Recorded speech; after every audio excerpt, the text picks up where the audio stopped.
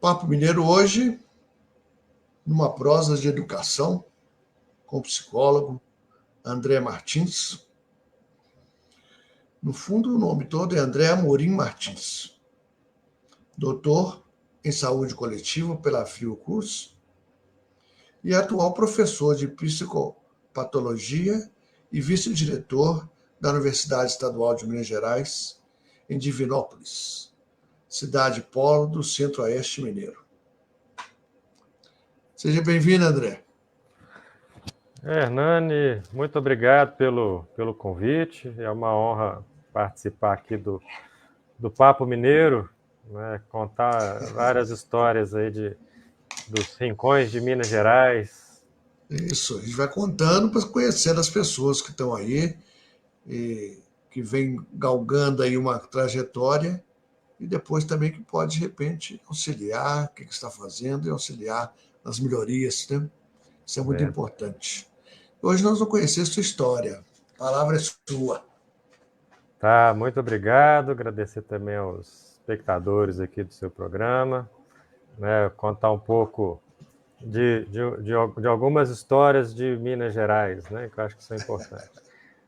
E aí, Hernani, eu lembro assim, tem uma história que eu acho que é bonita, né, de família, que eu sou sobrinho neto da Madre dos Anjos. Quem é Madre dos Anjos? Né? Madre dos Anjos, hoje ela é considerada serva de Deus. Ela está a um passo de ser uma santa brasileira. Né? A minha família ela é aqui da cidade de Cláudio, né? Por parte de pai e por parte de mãe. E a tia Diná, conhecida como Madre dos Anjos, né? Ela é a tia da minha mãe, né? E ela era a principal, a irmã mais próxima do meu avô, que lá em Cláudio era conhecido como Chico Barbudo. Né? Porque diz a lenda que ele só fez a barba para casar e deixou o bigode, casou de bigode. E ficou a vida inteira de barba e cabelo grande, né? Meu avô nasceu em 1810, se eu não me engano, né? Então, no interior Da de vanguarda mesmo, né? Cláudio. Da vanguarda. Da vanguarda. E aí a outra parte da minha família, por parte de pai, eram pessoas vinculadas a trabalho rural, né? Que levavam gado para a católica, né? Fornecia carne, né, para a Universidade Católica. Então eles saíam de Cláudio, tinha uma parada, né, em Brumadinho, para depois chegar em Belo Horizonte. Mas interessante, né, gente? Os caminhos, interessantes os caminhos. Na época que de cavalo demorava aí uma semana praticamente, né? E minha avó contava que a jardineira que saía de Belo Horizonte para chegar até Cláudio demorava mais umas 18 horas, né? Porque antes de existir a 381 como a gente conhece, a famosa, a antiga, vamos dizer assim, 381, ela passava por Brumadinho e chegava em Belo Horizonte pelo Barreiro, né? Porque ela contornava ali a Serra de Igarapé. Então ela não sobe e descia, né? Você passava em volta justamente para cortar o caminho. Mas é isso, assim, a minha história ela tem um pouco dessa questão da religiosidade e principalmente desse viés. E ela já teve um milagre provado?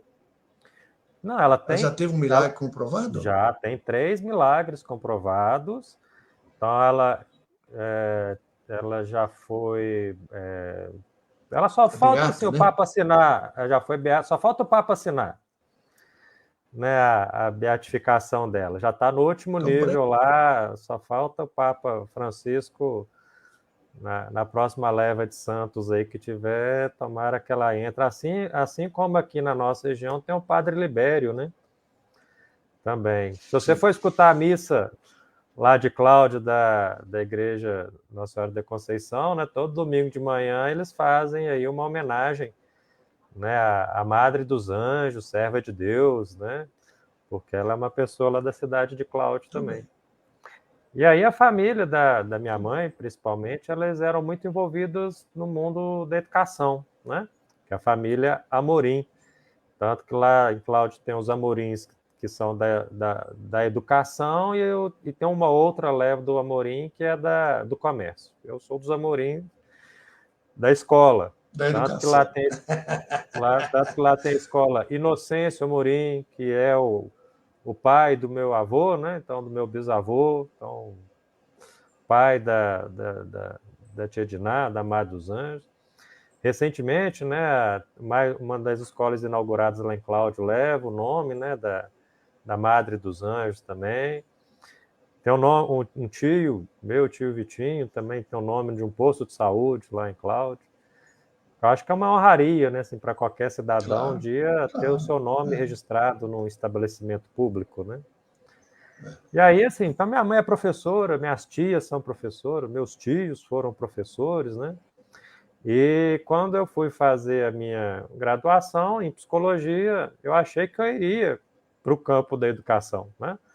Tanto que nos primeiros períodos, né, assim, fui fazer estágio em escola, no campo da educação, até que no meio do caminho, na universidade, eu participava de movimento estudantil, começou um projeto de âmbito nacional chamado Versus, Vivência e Estágio na Realidade do SUS, que era um projeto do Ministério da Saúde.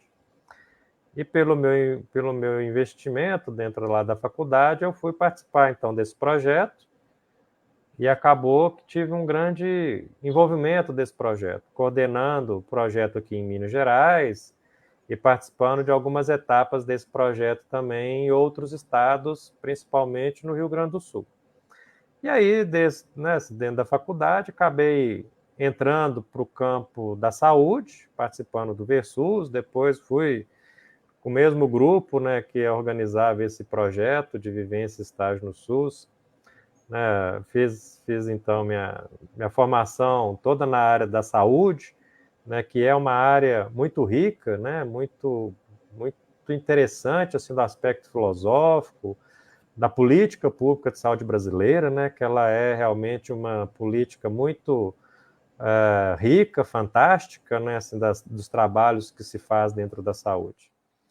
E aí fui fazer meu mestrado, né, no Rio de Janeiro, né, que foi aí a 8ª cidade que eu morei, né, assim, apesar de ser, aliás, sou divinopolitano, né, nasci aqui porque o meu pai, né, assim, ele era projetista da antiga Telemig, né? Para quem não sabe, a Telemig era a estatal mineira, né, assim, de telefonia, a melhor telefonia do Brasil, né, na época. E aí, com isso, meu pai vivia viajando, né, e aí a gente acompanhava.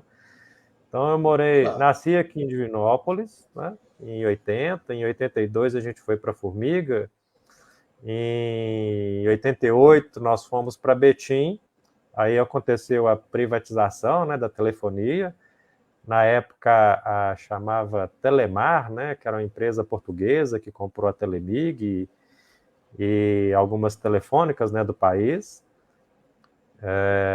Aí, como a Telemig ela era a principal empresa brasileira, né, a gerência da Telemig ela foi para a Telemar, que a sede era no Rio de Janeiro, então muita gente foi para o Rio de Janeiro, mas aí meu pai voltava, depois ele foi trabalhar em empreiteiras, e aí depois de Betim a gente foi para Contagem, Belo Horizonte, e aí em Belo Horizonte eu fui fazer minha graduação em psicologia, e em 2008 fui morar no Rio de Janeiro para fazer o meu mestrado.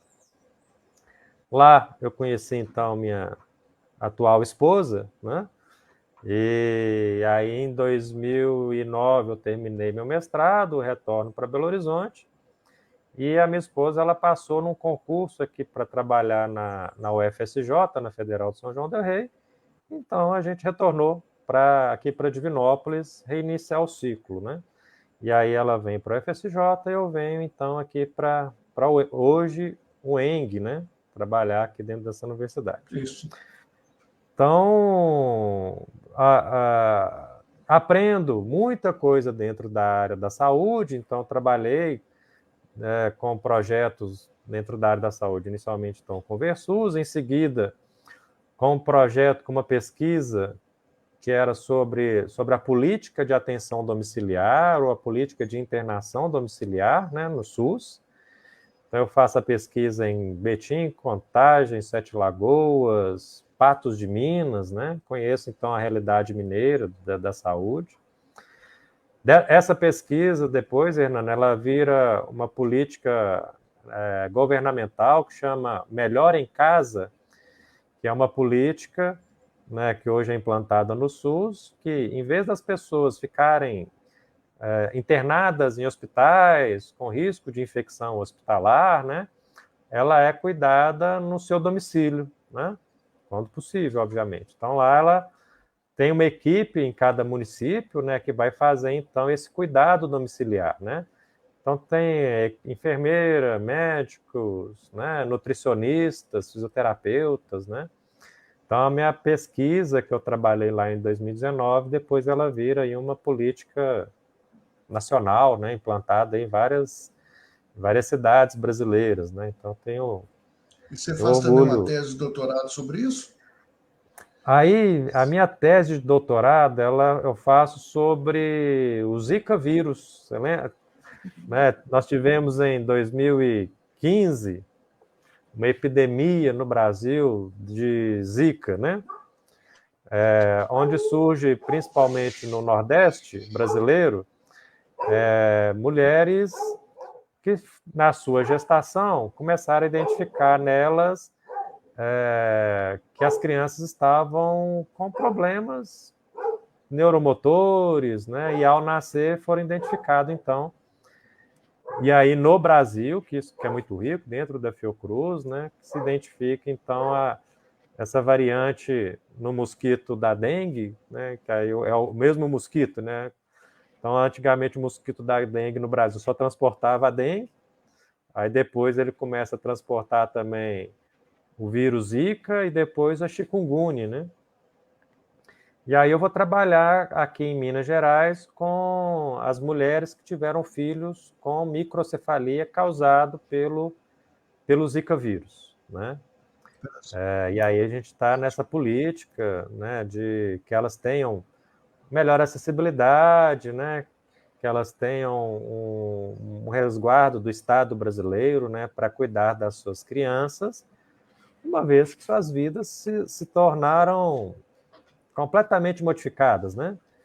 Todas as mulheres, Hernanes, para você ter uma ideia, elas tiveram que largar o emprego para cuidar das suas crianças, das suas filhas e filhos, né? Porque é um cuidado 24 horas por dia e 7 dias por semana, né? E é uma realidade, infelizmente, né? Creio que é não só brasileira, mas internacional, que na maioria dos casos, infelizmente, o marido, o esposo ou o companheiro abandonam a família, né? Que é uma situação extremamente triste, né? Assim, na hora que a Isso família acontece mais também com a síndrome precisa. de... Isso também acontece com a síndrome de Down, né? Sim. Então, ou seja, assim, né, assim, o esposo, o marido, o companheiro que deveria estar ali naquele momento, ele abandona a família. E, em muitos casos, assim, sem dar qualquer apoio, né, material, afetivo, né, se afasta completamente. E aí essas mulheres, então, elas perdem o apoio, né, dos esposos e aí, obviamente, tem que ter um apoio também do Estado, né? Por quê? Elas vão ter que levar as crianças praticamente todos os dias em alguma clínica, né? Um neuropediatra, uma neuropsicóloga, um fisioterapeuta, né? Não sei se você reparou, então, ou seja, então em Belo Horizonte tem uma clínica que é de muita referência, né? Do estado de Minas Gerais. E ela é ali na área hospitalar. Não sei se você já reparou que no transporte público, né, só tem um espaço, né, para cadeira de rodas. Então, ou seja, nessa clínica tem lá 15, 20 crianças, né? Então, ou seja, você tem que esperar 15, 20 ônibus passarem, né? Para as crianças irem embora para casa. Isso se o ônibus tiver parar, se o trocador motorista tiver a boa vontade, né, de manusear lá o elevador, né? Então a gente tem aí Se um não tiver cenário. o elevador, né? Se não tiver estragado o elevador, que ele estraga Se os, quase todo dia, né? se os passageiros, né, tiverem, né, a empatia, né, com a mãe, com a criança. Então, é um cenário que a gente precisou desvelar, apresentar, né, dessas mulheres. Então, a gente tem documentários, né? Elas vão para congressos, elas participam, né, de assembleias, elas vão para a Assembleia Legislativa de Minas Gerais, né, apresentar a sua realidade, para que a gente consiga resolver, né, essa questão com a melhor dignidade possível, né? Então, a gente vai trabalhar com isso de uma maneira muito, muito rica, né? E aí eu achando que ia trabalhar com política pública, né? Trabalhar E aí, com. como é que foi para a psicopatologia? E aí eu volto então para a sala de aula. Então eu volto a ser professor, seguir a sina familiar, né? Né, assim, já de 4 gerações praticamente assim de educadores. Então eu vou para a sala de aula ensinar saúde, né? Então eu misturo, né, essas duas políticas, né? Assim, então eu fui aprender o que é saúde, né? E trabalho até hoje, né? Eu supervisiono estágios na área da saúde, então desde 2010, né? Tenho aqui um campo de estágio, né? Já tem isso, tem 13 anos que eu estou lá, né? Eu falo que eu sou o profissional de nível superior mais antigo na unidade de saúde que eu atuo, né? Já passou lá um monte de profissionais, eu estou lá, assistente, no local, porque acredito, né, no trabalho que a gente faz e levo, então, a psicologia para dentro do serviço de saúde. Né? Propósito, né? É um propósito, né? E é muito bonito, viu, Hernani, assim, o retorno que a gente tem da sociedade, da comunidade aqui ao longo dos anos, né? Desde a própria equipe, né, uma técnica de enfermagem, uma certa vez, ela vira para mim e fala, André, cansado desse negócio de técnica de enfermagem, vacina, curativo, eu acho bonito esse trabalho que vocês da psicologia fazem, né, muito mais significativo, né, muito mais transformador, né, na vida da pessoa do que só ficar preenchendo ficha, peso, altura, né? Então, a psicologia ali na atenção básica, na saúde, a gente transforma. Eu acho que é muito rico assim, as situações que a gente lida, né? E aí eu vejo assim dessa diferença assim e aí eu tenho essa prática unidade básica, mas também tenho nos CAPs, né, nos Centros de Atenção Psicossocial. E vejo uma diferença grande das duas áreas, né? Porque dentro da atenção básica, você tem a vida como ela é, né? Então lá a gente lida com, vamos dizer assim, com a miséria humana, né? Com aqueles casos de família de alta complexidade, né? Com casos de ansiedade, casos de depressão, né? Assim, de desarranjos familiares, né? E a gente vê situações hoje assim, do campo da sexualidade, do trabalho, né, da família. Então lá, assim, meu estagiário que passa lá 4, 5 horas, ele vai ver num dia 4, 5 situações de vida, algumas alegres, felizes, obviamente, mas outras, assim, da sutileza da condição humana, que são bem, bem complexas, bem tristes, né, da gente visualizar e de saber que tem pessoas no mundo que passam, né, tanta tragédia assim, né? E a gente vê assim que a participação nossa, a nossa atuação lá, ela é transformadora. A gente consegue mudar muitas realidades. A gente consegue criar intervenções interessantes que modificam a vida da pessoa, né? Então, nesses 13 anos, né, assim, a gente já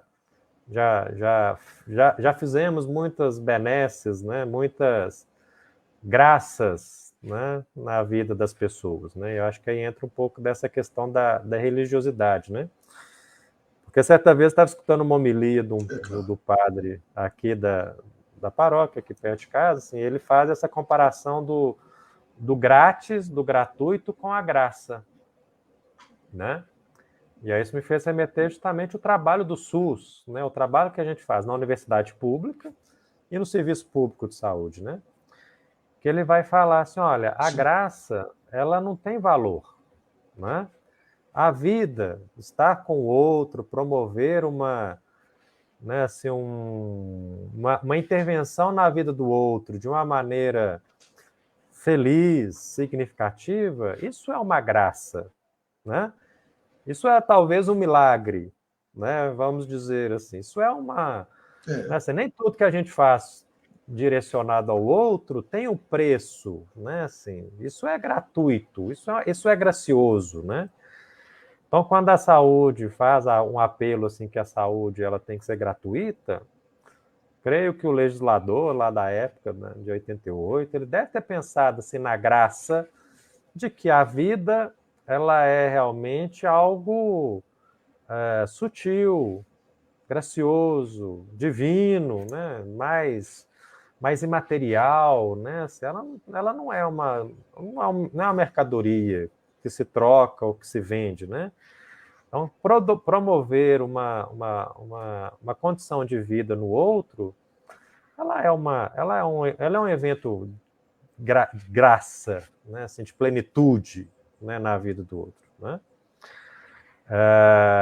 Assim como, né, se o trabalho de um educador, né, ele é de transformar a vida das pessoas, né, de ofertar ao outro pensamentos, ideias, né, assim, um rompimento de projetos de vida que às vezes estão muito endurecidos, né, e que através do pensamento, da construção de algo que é construído com muita finesse na vida, né, ela se dê, né, assim, de uma maneira muito, muito esplêndida, né? E aí, assim, dentro do serviço de saúde, Hernani, assim, uma época eu fui trabalhar com os adolescentes aqui do bairro, né? E aí me deparei com uma realidade muito interessante, triste e interessante. E aí a gente fez um projeto, assim, deles conhecerem as universidades, né? Porque eles trouxeram uma demanda ou trouxeram a realidade deles, que eles faziam no máximo até o 2º grau, né, o ensino médio. E aí a gente falou, por quê? Né, assim, a gente está numa unidade básica de saúde aqui, que está a 3 quilômetros da universidade estadual, a 3 quilômetros da federal, né? Eles passam lá na frente das universidades e não foi plantada aquela sementinha, né, da progressão acadêmica, né? E a gente foi questionar isso. Falei, gente, mas que coisa estranha, né? Então eles trazem um primeiro relato de que, olha, o meu projeto de vida é ser caixa de supermercado. A escola me prepara para ser caixa de supermercado. E aí é interessante, assim, que eles têm a carreira de caixa de supermercado. Então, eles falam assim, então, primeiro, nós vamos trabalhar no supermercado de bairro, né? E lá a gente vai pegar a experiência, né, de caixa, e depois nós vamos para o supermercado B, que é um supermercado, supostamente, na ideologia deles, intermediário, até chegarmos no supermercado C, que é o grande supermercado, né, da região. Assim. Eu falei assim, gente, mas né, assim, nada contra ser caixa de supermercado, né, assim, mas assim, é uma produção ideológica nessa adolescência, assim, que tem uma estrutura de história, né, assim, vou ser caixa aqui, ali, lá, e vou chegar na minha carreira, né, né? Então, isso assim, me traz justamente assim, de que, às vezes, a própria produção, né, do que quer ser no futuro, ela é construída a ferro e fogo, inclusive dentro da escola, né? Claro. Principalmente dessa escola que esses alunos passaram. Então, assim, então eu falei assim, não, então vamos visitar as universidades que a gente tem aqui perto, né? E a gente foi, né, nas universidades, e aí todas trouxeram essa questão. Eu falei, gente, aqui é universidade pública, é para vocês, né? Né, assim, tem o Enem, a UENG hoje tem o vestibular, né? Tem as cotas, né, assim, para acesso à universidade, ao ensino. E aí eles ficaram extremamente empolgados, né, assim, com essa realidade. E aí todos os locais que a gente foi, né, assim, trouxeram isso, né, assim, aqui é público, é para vocês, né, assim, almejem isso, coloquem isso né, como uma possibilidade de vida para vocês. E aí desses, assim, a maioria, né, entendeu, né, assim, que inclusive para estar numa universidade, repensar o que eles estavam fazendo no ensino médio, né? Então, assim, não levar tanto a sério, achar que ele era o fim, né? Então, eles se remodelaram nessa nova perspectiva. E Mas como é, tivemos... André, e como é que era a reação dos pais? É aquela que, Pois não, é. você vai mexer com isso, não, você tem que ganhar dinheiro. E aí a gente teve 3 casos ali, assim, que os adolescentes trouxeram isso, Hernani. Assim, olha, já estou numa estrutura familiar e de vida, assim, que não me permite sair disso, né? Vou fazer isso, vou trabalhar com qualquer coisa, assim, faculdade não é, né, um anseio familiar, né, não faz parte disso que a gente teve, né, na nossa formação, de que era um objetivo estar na faculdade, né, assim, então para uma parcela desses adolescentes não era, e alguns foram muito francos, falaram, olha, não dou conta, obrigado por tentar me ofertar algo para além disso, mas eu não dou conta de romper essa estrutura no qual eu já estou inserido. Não dou conta. Foram muito assim, não dou conta. E aí saíram do projeto, né? Saíram, assim, não quiseram, né? Assim, e foram seguir a vida, né? Então a gente perdeu, assim, eu acho que a gente Continuou tentou, a né? batalha, continuou a Tamo, batalha, continua a assim, batalha, né? a gente está disputando o adolescente, né? Esse adolescente, É. né? Assim, com Agora, a violência, é com o uma cidade tráfico, aí, é, né? você é de uma Com cidade que tem muitas universidades. Aí sim, tem muitas universidades. E você está numa universidade estadual, que é pública, que você hoje é dirigente dela. E como é que você vê essas duas coisas que você contou? Essa questão da saúde, essa questão social, de que a própria comunidade ela não se vê crescer, ela está ali. Eu falo que isso é uma coisa de casta indiana, né? De casta indiana. Você nasceu aqui, você vai morrer aqui, né? De casta indiana. exato. Então, como é que você hoje, como diretor de uma entidade de ensino boa, competente, e você também competente, um professor de muitos anos, como é que você tem levado esse assunto? Hoje a gente compreende assim que a universidade ela é um local de proteção social fantástico, né? São, né, assim, um aluno vai passar ali 4, 5, né, assim, hoje nós temos alunos que ficam aqui em período integral, então vão ficar aqui 8 horas por dia, assim, protegidos, né? Então ele vai ter, né, assim, o seu momento de estudo em sala de aula, né, fazendo lá os debates, os ensinos que ele gostaria de ter. Aqui nós temos 17 cursos, né? Nós temos nas áreas de engenharia, licenciatura, saúde, serviço social, né? Na área da social. Então, e a gente hoje nós temos aqui 3.500 alunos, então nossa capacidade instalada noturna nós não temos uma sala vaga, todas as salas estão ocupadas. A gente gostaria de ter 5.000, 7.000 alunos, né? Mas para isso teria que ter um investimento, né, público nas universidades, que a gente almeja que um dia isso volte a acontecer de novo. Então a gente vê que a universidade é um espaço de proteção, porque a gente sabe que a família ela se sente segura de saber que os seus filhos, parentes, entes, namorados, namoridos, né, estão seguros lá dentro da universidade. E que ao formarem daqui a 4, 5 anos, assim, eles têm uma maior possibilidade de romper com alguns círculos sociais do que se ele não tivesse passado pela universidade.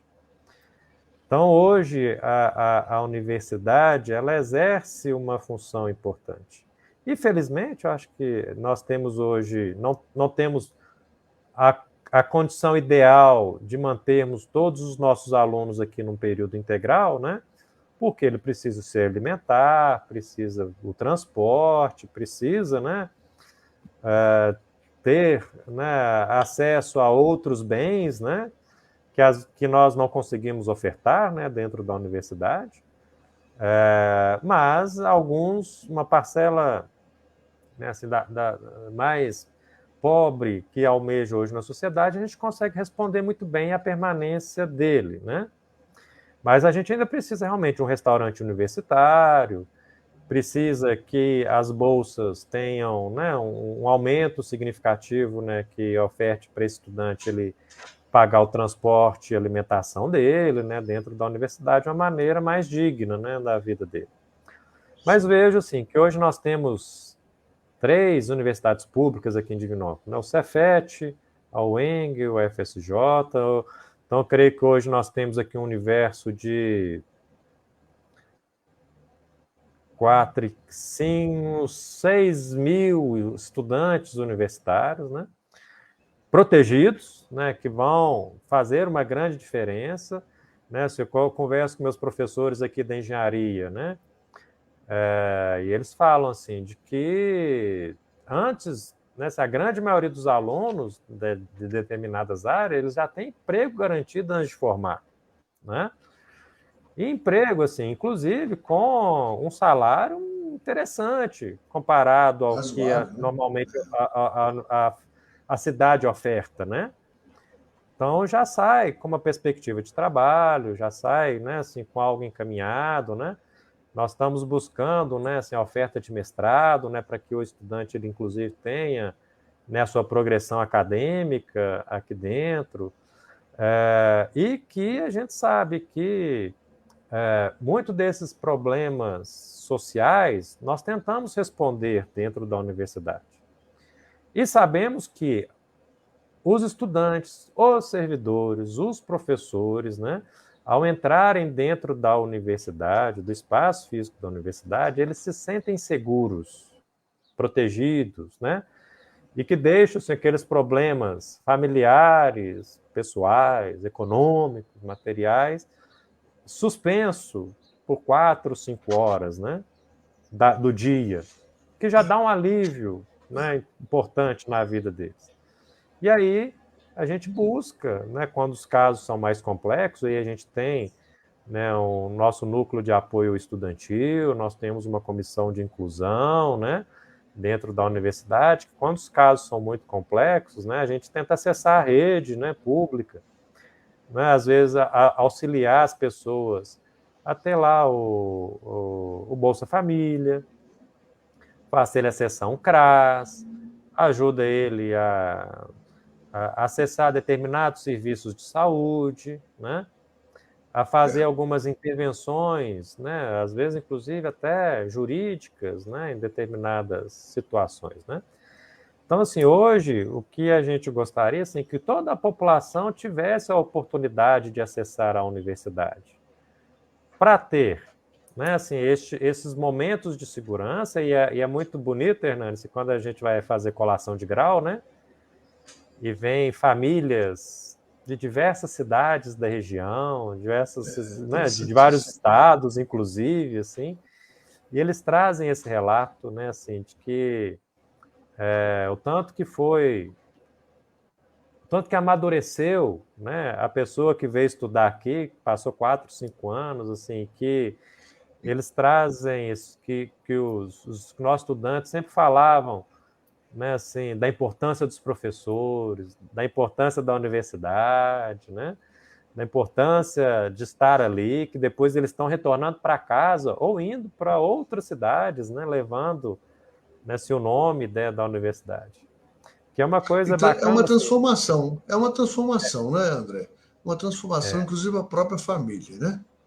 Nós já estamos passando um pouquinho do nosso tempo. Queria que você deixasse uma mensagem para, não só para Divinópolis, mas para Minas Gerais num todo. olha, assim, pegando nosso amigo Guimarães Rosa, né, assim, aliás, vou pegar uma conterrânea minha, que é a Adélia Prado, né, um poema É, da Adélia, né? A Adélia, ela tem um poema bonito que ela inicia falando disso, né? Assim, ó, ela falava assim, o poema dela acho que é assim, né? A minha mãe dizia que a educação era a coisa mais bonita do mundo. Não, a educação não é a coisa mais bonita do mundo. A coisa mais bonita do mundo é o sentimento, né? Então, acho que mistura isso. Acho que a escola, a saúde, a vida, né? Ela é fundamental, ela é extremamente importante, mas a graça, o sentimento, tocar o outro, né? Assim, que a gente faz pela saúde, pela educação, né? Pelo exemplo, né? Que nós somos, acho que essa é o grande tom, né? Que a gente consiga cada vez mais tocar, né? Os outros, né? De uma maneira cada vez mais significativa e transformadora, né, na vida de todos nós. entendo. Obrigado, Hernani. Eu entendo perfeitamente que eu fui 20 anos professor na UFMG. E eu acho que é uma profissão fantástica, né? Transformadora mesmo, né? E que propicia evolução. Obrigado a você, André. Seu tempo aí, eu sei que você tem muitas atividades. Obrigado por você estar aqui contribuindo para enriquecer o Papo Mineiro. Muito obrigado e espero encontrá-lo em outras oportunidades. Forte abraço. Com certeza, com certeza. A próxima vez que eu for em Divinópolis, eu vou te visitar aí na UI. Grande abraço.